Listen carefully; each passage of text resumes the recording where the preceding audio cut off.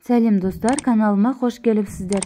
Бүгін сіздермен тексерілген оригинал сметаниктің рецептінен бөлісемін. Бір жасағаннан шығады. Рецепті төменге жазып қалдырамын. Алдымен тестасын дайындайтын боламыз. Ол үшін бізге ұн, шекер, жұмыртқа, разрыхлитель, сары май керек болады. Ұнымызға разрыхлитель мен сары майымызды салып, бір келкі масса болғанша қолымыздың көмегімен араластырып аламыз. Бізде песочный тесто шығуы керек. Жақсылап бір келкі масса болғанша осылай араластырамыз. Сосын жұмыртқамыз бен шекерімізді салып, венчиктің көмегімен араластырамыз. Бізге миксердің қажеті жоқ.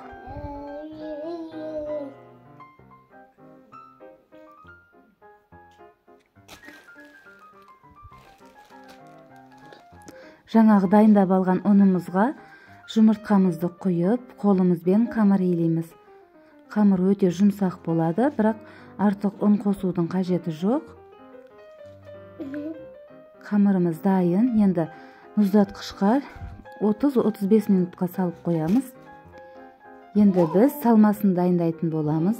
Ол үшін сметана, жұмыртқа, ванилин, шекер және крахмал қажет болады. Барлығын үлкен ыдысымызға салып, венчиктің көмегімен бір келкі масса болғанша араластырамыз. Бізге миксердің қажеті жоқ.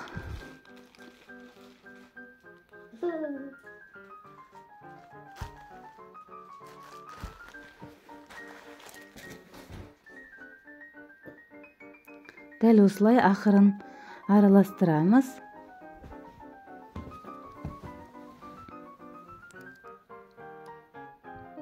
Біздің салмамыз дайын. Енді тоңазытқышта тұрған қамырымызды алып жаятын боламыз.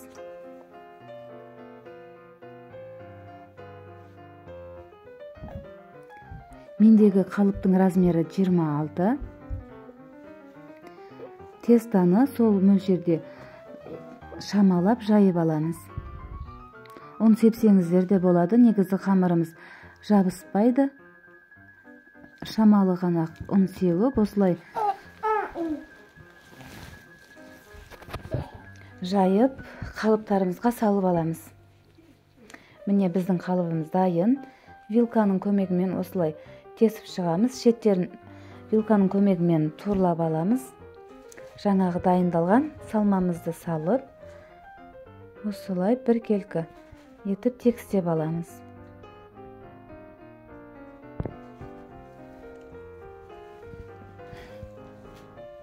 Міне біздің сметанигіміз дайын. Енді алдын ала қыздырылған 180 градустағы пешімізге 30-35 минут пісіріп аламыз. Біздің сметанигіміз дайын. Осындай әдемі қып-қызыл болып шығады. Мен қалыбынан шешпей тұрып 2 сағат ыстадым салқындағанша. Сіздер де солай жасаңыздар міндетті түрде. Міне біздің осындай оригинал рецептпен дайындалған сметанигіміз дайын. Сіздер де жасап көріңіздер. Ас болсын.